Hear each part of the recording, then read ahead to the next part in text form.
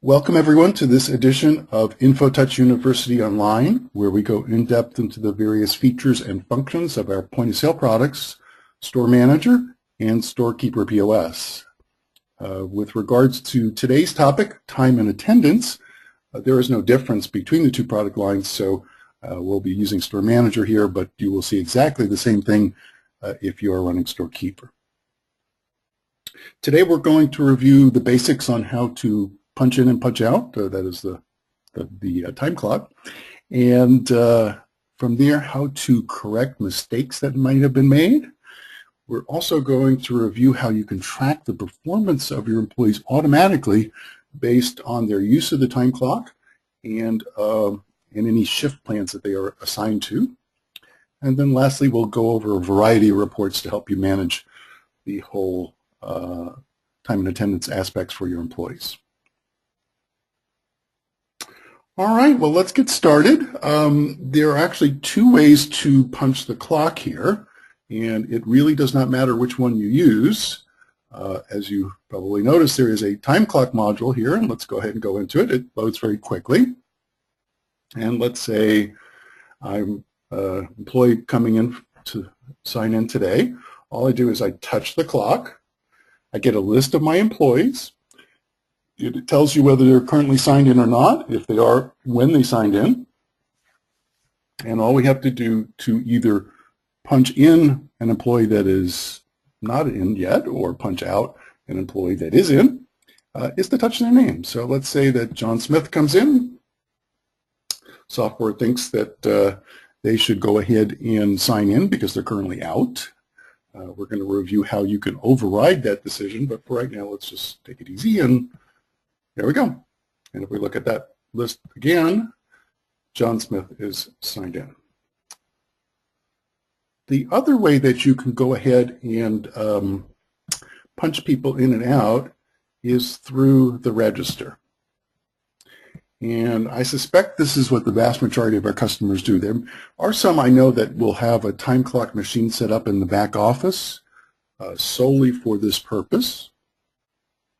But most folks don't and use the register. And again, there's literally no difference between using the register and using the time clock, except the slight differences in the user interface. But what winds up being recorded in the databases and all the tracking that goes on from there is no different. So now I'm going to sign in as employee number 2, who was also signed out at the time. Now, if I'm going to use the register, the software is going to insist that the employee be signed in because they're trying to use the register. They must be in the store, right? So there's actually no need to punch the time clock button down here for signing in, although it won't hurt anything. The software will determine that they're signed out and then ask them to sign in. Now, by the way, employee number 2 has a password, and it's a very good idea for all employees to have a password. The first one I selected, number 1, does not, but if they did, they'd get this kind of screen. And I'll just go ahead and put in the password of 1, 2, 3, 4. By the way, in all of the demos, you're going to find that employee number 1 does not have a password, and employee number 2 does have a password of 1, 2, 3, 4. It's just kind of a standard that makes it easy for you to remember and demonstrate both the employees with and without passwords. So here is Mary Jones. And again, I didn't touch the time clock button. We get the same kind of view of the employee that we got in the time clock. You would get the picture of Mary if you use the time clock as well. Employee number 1 didn't have a picture assigned to him. It is optional, but we'll display if you have it linked to the employee record. So we'll go ahead and sign in Mary Jones, and she's now signed in. All right, it's been a few minutes now, I hope, and we'll find out in a second. And let's say that employee number 1, who we just punched in a little while ago, wants to sign out. So right now, Mary is using the register number 2. By the way, there's a setup option that controls whether you see employee number 2 or Mary Jones. That's in the miscellaneous setup, and you can change that. The default is just to show the employee number. So if I am employee number 1, Mary's using the register right now, but I want to just come in quickly and punch out. All I have to do is, I can't do this in the middle of a sale, by the way. I have to be with the blank blue screen here. Hit the employee button, put in the employee number, and now I really have to hit the time clock. If I don't hit the time clock, what's going to happen is it's going to assume, let's go ahead and do that, it's just going to assume that employee number 1 who's already signed in is taking over that register. Perfectly reasonable. But if employee number 1 actually wants to sign out, they hit the time clock button, which turns a blue-green color, before hitting OK. And now, aha, well, John Smith, you signed in. You'll notice here at 12:04, and it's now 12:08, and we think you want to sign out. And that's it. So he's now signed out. Well, if he signed out, we don't know who's using the register anymore, so we get back to the employee number prompt to figure out who's going to continue with sales at this register. And let's go ahead and say it's Mary. And this time, it won't ask her to sign in because she's already signed in. So that's the very basics of punching somebody in and punching somebody out. Let's go ahead now and take a look at what happens when somebody makes a mistake. And I'm going to give you 2 different examples here and show you ways that we can go ahead and correct those and actually determine those by using some of the reporting features in the employee module. So let's go back to the main menu here. And I am going to go into the employee module. And you'll notice that there's kind of the usual view, create, modify that you'll see in inventory and in customer module. However, there is no delete employees. There's only a terminate employees because we generally want to keep any time and attendance and compensation records for a terminated employee for the remainder of the year. So terminated employees can't punch the clock, they can't sign in, they don't get compensated, but you do retain history on them until you finish out your year. Another thing that you don't see in any of the modules is what we're going to go into now, and that's called track employees. And it has a number of tabs you can see here. Let's go ahead and bring up employee number 1, who is John Smith, and I could either do it by his last name or piece thereof, or by employee number. Either way, it doesn't matter. And you'll notice the tabs we have here: employee hours, current compensation, compensation overrides, and historical performance. Well, the other tabs, 3 tabs here, have to do with compensation and to some extent with sales history.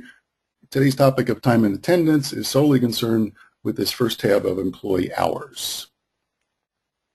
So what you will find when you've come in is that there's a field here telling you the beginning of your week.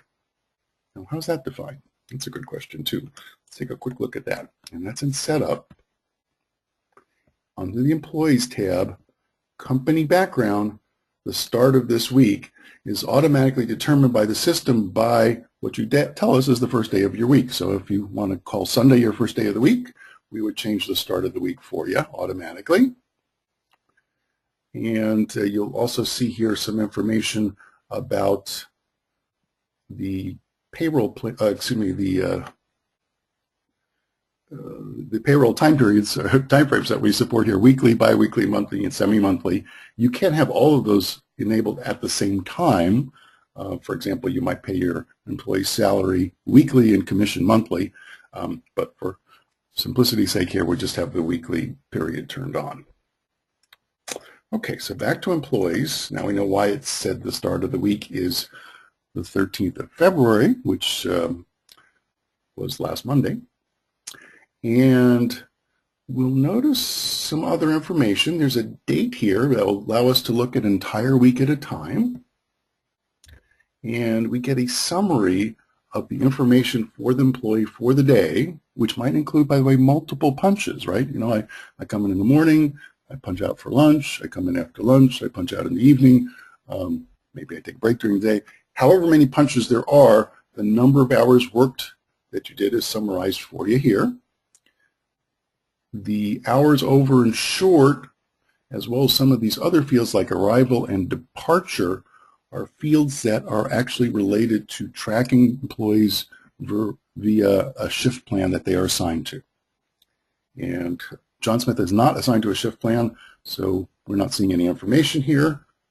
And we're also, let's go ahead and switch to today. I don't believe I did any of these time and attendance functions earlier in the week, but I did certainly do it today. Oh, and I'm wrong. John Smith is assigned to a time and attendance plan, a shift plan. And you can tell that by the fact that the software has automatically filled in some of these things for us. All right. That being said, I might want to go ahead and punch out Mary. Let's see if she's, let's take a look here for a second. If we go under Actions, actually we'll have to close out of this. I want to start with an employee that doesn't have a shift plan, and then we'll get into the effects of a shift plan. So let's see if Mary's on a shift plan here. So we go into Modify Employee and look in the Personal tab, and she's also on a shift plan. And here's Morris Abrams, and he's not. And Nancy Rodriguez isn't, and then Jill Doe is. All right, so let's go ahead and do something with Mary here. Let's go back to the register module, and I'm going to sign in Nancy Rodriguez. I use Mary so often, her name just comes trippingly off the tongue. And now I'm going to go and wait for just a second here. We don't track time and attendance, by the way, any finer than a minute. So if you punch in and out during the same minute, you don't get any credit for it. You got to get at least 1 minute past your original punch in to get some credit. So we're going to punch her out. And you notice it tells us when she signed in. So we're going to wait another 10 seconds or so, and then we'll give her credit for a minute. All right, here we go. Now we're at 12:15, and we'll put Mary back in. All right, back to the employee module now. If we look at employee number 4, which was Nancy, and here's today's date. By the way, you can go look at dates in previous and next weeks by hitting these buttons up here. So if I wanted to look at her record from last week, hit previous week. Now we're looking at 2/6 to 2/12. But we really do want to look at this week, and we want to look at specifically at today, and we're going to make a change here for her. And you'll notice he's actually clocked in and out a few times already. And our most recent one was right here where we clocked her in at 12:14 and clocked her out at 12:15.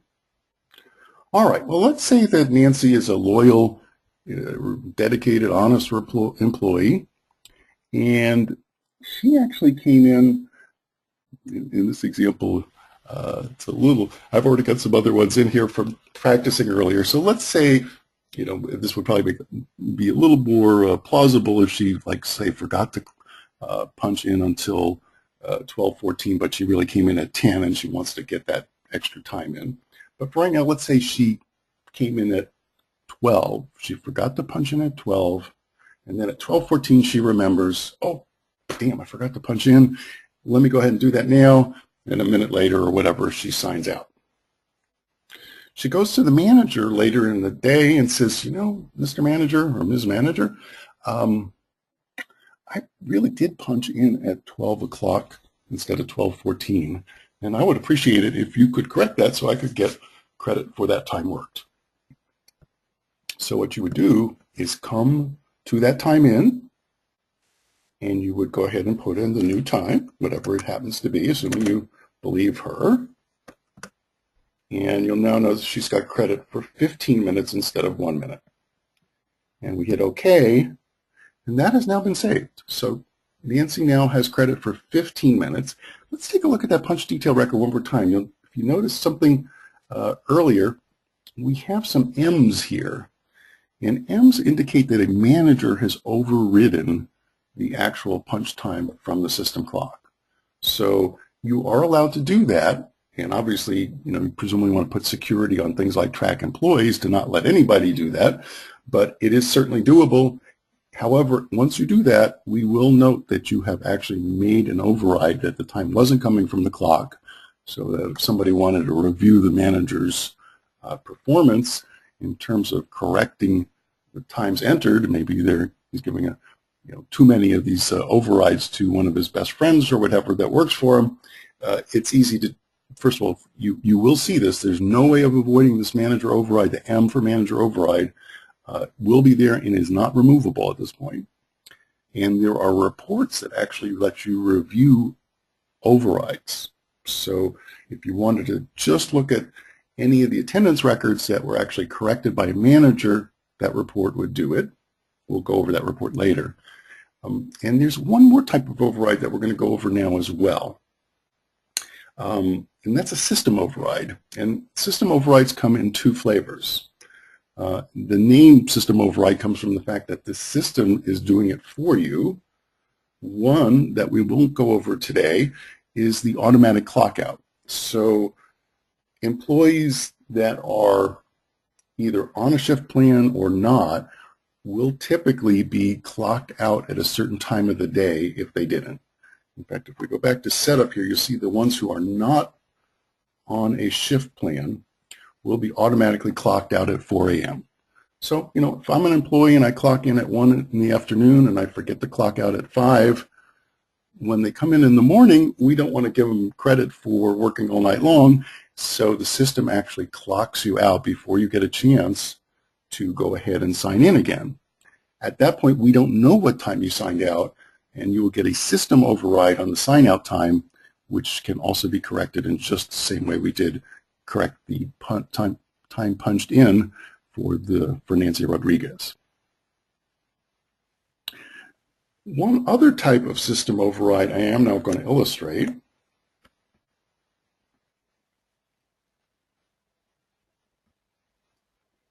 and that is what's called a bad punch. So let's go back to the register, and employee number 3, in this case, Morris Abrams, is now signing in, it thinks. Well, let's give an example of why we might want to use this change action button. Okay, so let's say in reality what happened is Morris came in at 9 o'clock in the morning and forgot to punch in. And now he's trying to check out to go to lunch at 12:20, and the system says, well, you didn't sign in, so we want you to sign in. Well, crap, I didn't do that, so let me go ahead and change the action. Notice the green check mark to sign out, and now Morris has signed out without signing in. Go back and let Mary take over again. And if we go to the employee, to track employees for Morris here, you'll notice there's a status here of bad punch. Bad punch happens whenever you use that change action. So there are two possibilities. I forgot to sign in, and now I'm signing out again, so I've signed out without signing in. And the opposite is also true. Let's say that you sign in at 9 o'clock in the morning, you go to lunch at 12 and forget to sign out. And when you come back in at 1 o'clock, you want to sign in again. Well, the system wants to sign you out, you get change action, and you get the same kind of thing. So either 2 sign-ins in a row or 2 signs-outs in a row never can be a good thing, and that is designated with a status for the day overall right now as bad punch. And if we look at the punch detail, you'll notice there is a system override for the time in, because we don't know when Morris came in right now, and currently he's getting no credit for his time. We do know he signed out at 12:20. So Morris goes over to the manager and says, I signed in at 9 o'clock, but I came in at 9 o'clock, but I forgot. Sorry about that. And Morris is a good guy too, so we'll go ahead and the manager will go ahead and put in 9 o'clock as his starting time. Now he has 3 hours and 20 minutes credit for that. And the status is not only for the day as a whole, but on each individual punch record. So now we might want to correct this and just change it to blank, which is just the normal status. You'll notice the various stati here, these are built into the system, not configurable for things like vacation, medical or sick leave, company holidays, personal leaves, other as a grab bag for anything else. We'll talk about unexcused in a little bit as well. That's another one that system does for you. And then the other two system overrides that we talked about before, bad punch and clock out. So let's go ahead and leave this. Oops. I just did something bad there. Oops. Let's go ahead and reload. Go back to Morris. And that punch detail, because I didn't actually get to save it, we have to put it in again. I'm not really sure what happened there. Let's go ahead and hit OK real quick before I do it. And now we've corrected the time for Morris. All right, so that's two different ways that you might want to correct things. One, the employee made a mistake because they forgot to sign in and then signed in later. And the other is when an employee does a bad punch or the system does a clock out. Obviously, it's a good thing for the manager to go ahead and correct those records based on the time he or she best thinks that the employee really signed out, because we don't know. Okay, next up on our time and attendance hit list here is the ability to track time and attendance punches automatically in the system. And this is totally dedicated and tied to shift plans. So let's go back to setup. And here in the employee module, we have shift plan schedules. And in this case, we have a day shift and a night shift. And you notice most of those employees were assigned to the day shift. And if we look at a shift plan, what we get to do is, and the shift plan is a regular weekly schedule. And this works for most of our customers. For some that need more flexibility, this is just the way it works today. The important things on the shift plans to notice is you get to select which days of the week they're in and which days of the week they're not. So you get a little graphical representation down here. They're not in Sunday, they're not in Saturday, and this is a very plain vanilla shift plan where they work Monday to Friday, 9 to 5. There's a couple other options here that are worth noting. One is to track arrivals and departures. And if you say yes, you get to optionally put in a grace period. Okay, so what am I talking about? Anybody on this day plan is supposed to show up at 9 a.m. Let's say they come in at 9:15.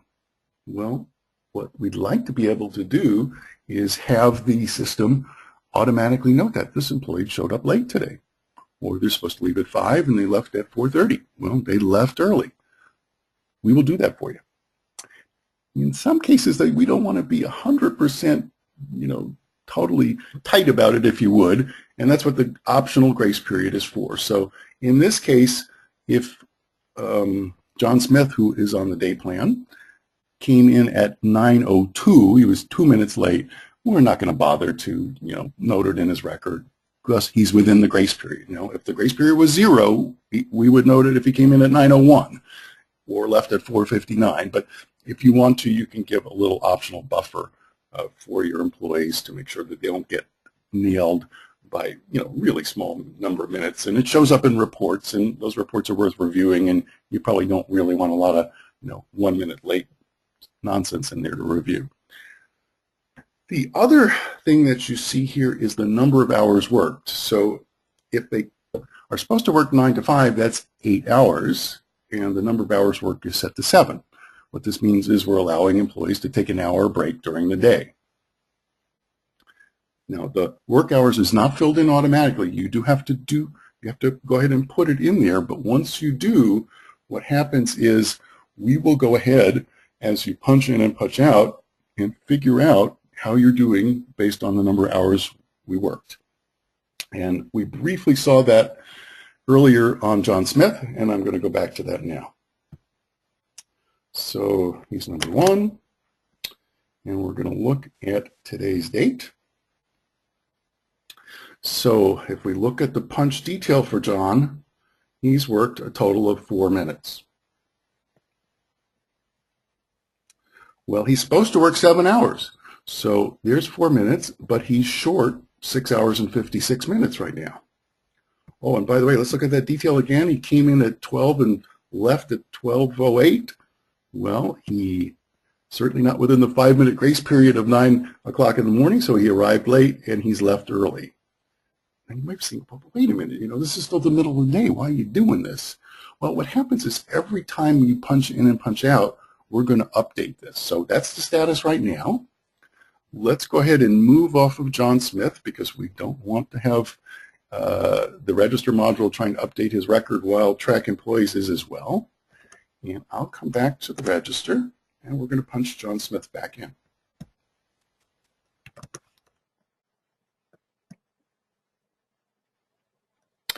And of course, it decided that, let's go ahead and see if we can get past our little lock there. It's being difficult. All right, hang on 1 second. All right. What happened there is there's some record locked from some of the stuff we did earlier that was preventing us from updating the records, and by shutting down the employee module, we let go of that record lock. So if we go back to John Smith again for today,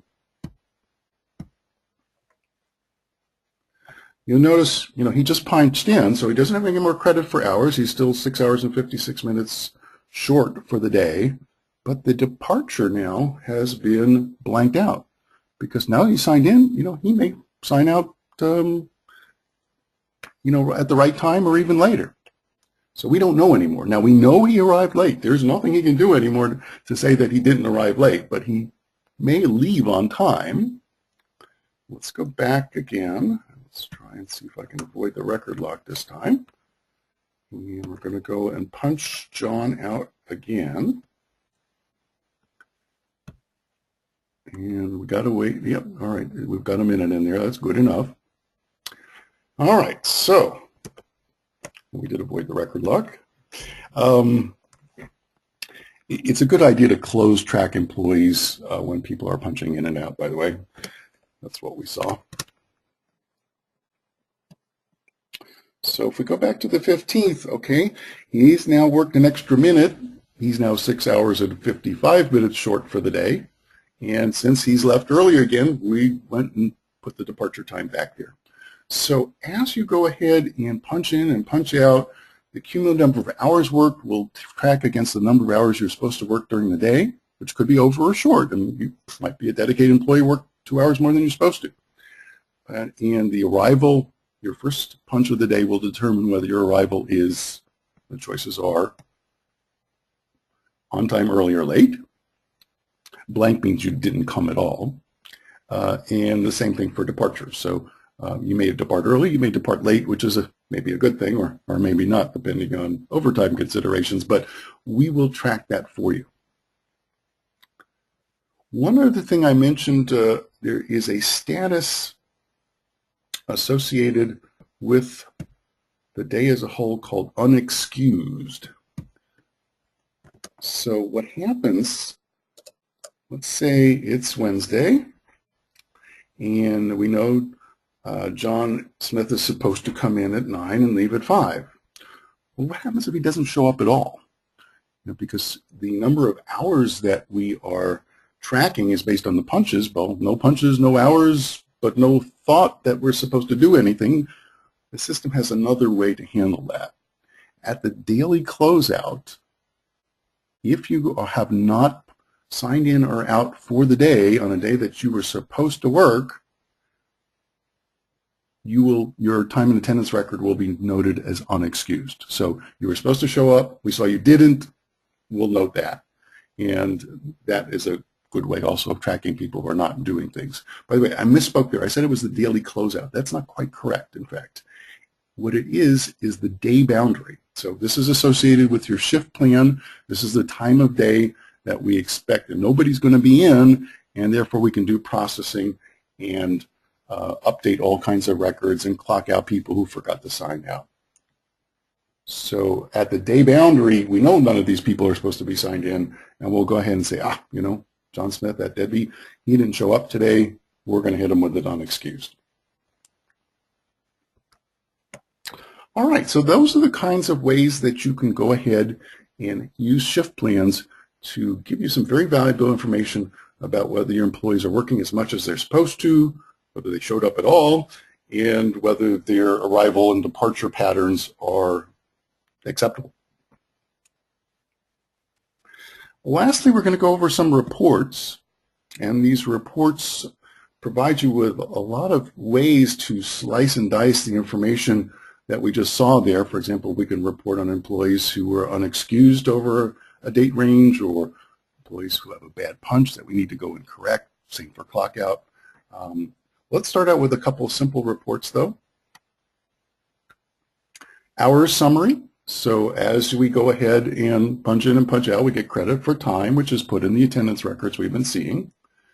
And we can, like all employee reports, order them by name, number, or the 3 user-definable description fields.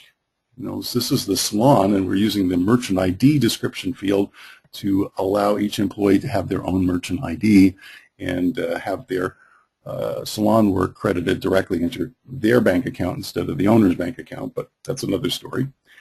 We'll just go ahead and report on all employees. We also have the employee categories that we can filter by, and these are of course nameable and set up. So by default they're going to be categories 1 to 16, but you can put in what you want and it will show up on the screen. So if all categories are checked, it essentially says we don't care what category an employee is in, we're going to report on them. As soon as you turn off even a single category, we will only match an employee that has some category in their record matching one of the ones that is checked, just like customer categories. And then lastly, the hours summary report lets you summarize over either the last 12 weeks or 12 months.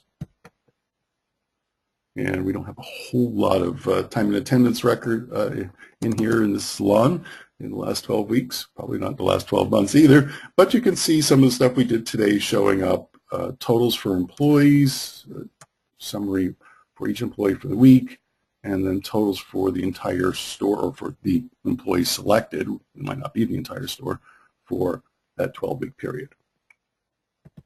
The 12-month period does the same thing, except as you might guess, by months instead of weeks.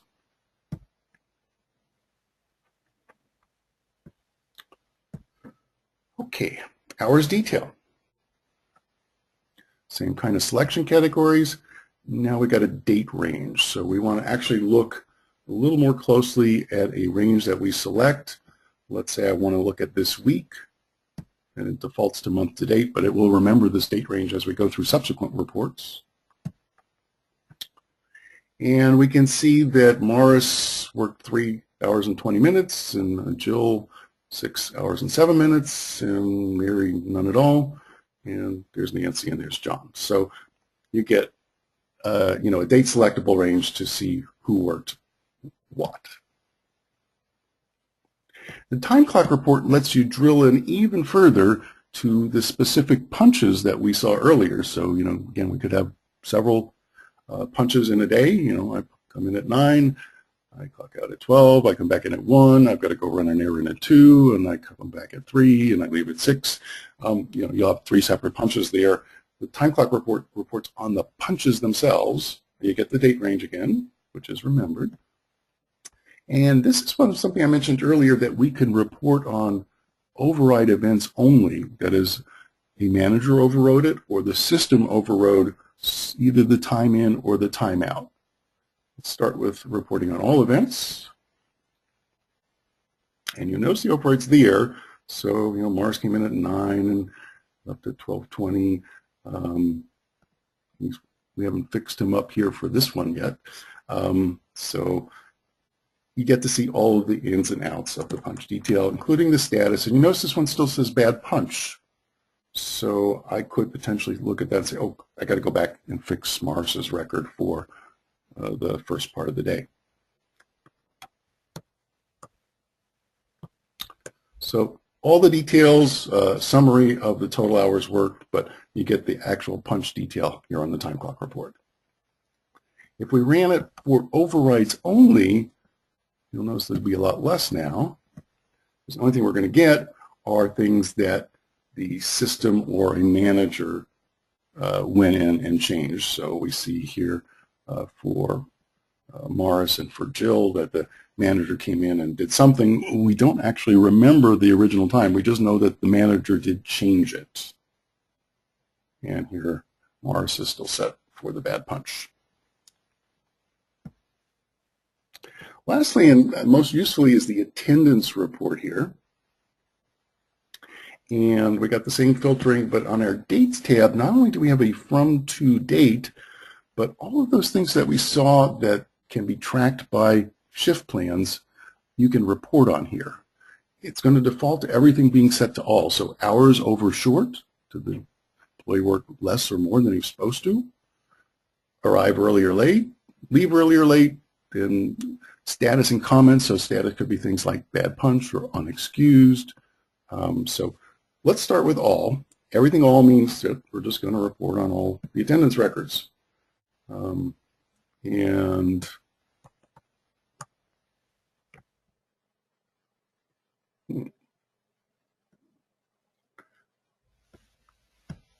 on.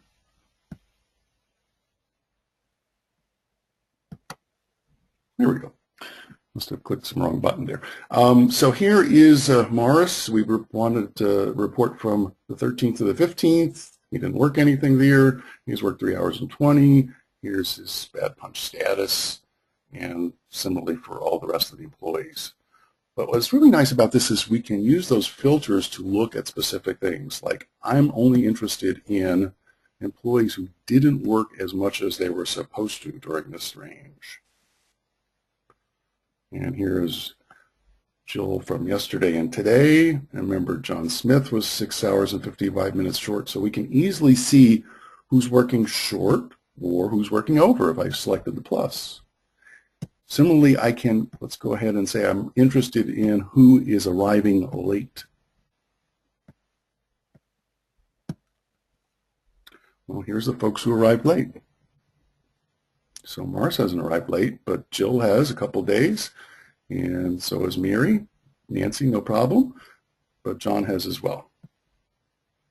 Now you can combine these. You can report on anybody who's arrived late or left early, and that sort of thing is definitely there.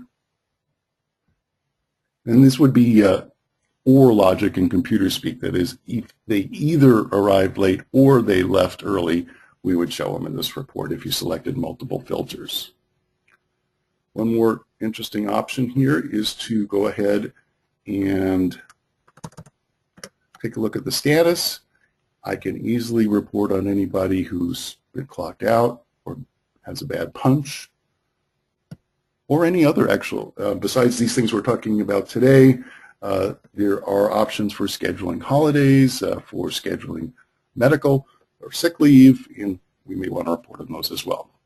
But if we go ahead on the bad punch side, you'll notice there's Morris with that bad punch that we still have not corrected, and nobody else does have a current bad punch. Now they did actually, we had one in there that we fixed up, and we changed the status on it from bad punch to normal. So that's not showing up, but Morris still had that one open bad punch from the beginning of the day, and that's showing up on the report.